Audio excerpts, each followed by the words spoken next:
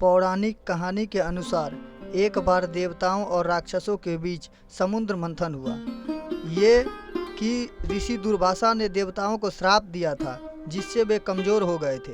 राक्षसों ने इसका फायदा उठाकर देवताओं को हरा दिया, जिसके बाद सभी देवता भगवान विष्णु के पास मदद मांगने गए। भगवान विष्णु ने कहा, अमृत पाने के लिए समुद्र मंथन करना होगा।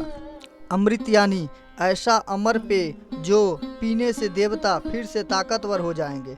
जब देवताओं ने राक्षसों को मना लिया कि चलो मिलकर समुद्र मंथन करते हैं, तो राक्षस भी अमृत के लालच में तैयार हो गए। जब समुद्र मंथन हुआ तो कई चीज निकली, जैसे कामधेनु गाय, विष और आखिर में अमृत का कलश। जैसे ही अमृत का कलश निकला, राक्षस और देवताओं दोनों उसे पाने के लिए झगड़ने लगे।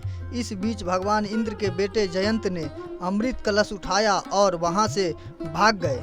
अब राक्षसों ने जयंत का पीछा किया। इस दौरान 12 दिनों तक देवताओं और राक्षसों के बीच लड़ाई चली। जयंत अमृत कलश को लेकर भागते रहे और इसी दौरान अमृत की कुछ बूंदें पृथ्वी के 4 स्थानों प्रयागराज, हरिद्वार, उज्जैन और नासिक पर गिर गई। इसीलिए इन जगहों को पवित्र माना जाता और यहाँ कुंभ मेले का आयोजन होता है। हर 12 साल में ही क्यों कुंभ होता है? अब सवाल आता है, कुंभ मेला हर 12 वर्ष में ही क्यों आता है? दरअसल पौराणिक मान्यताओं के अनुसार जयंत को अमृत कलश लेकर स्वर्ग पहुँचने में 12 दिन लगे थे।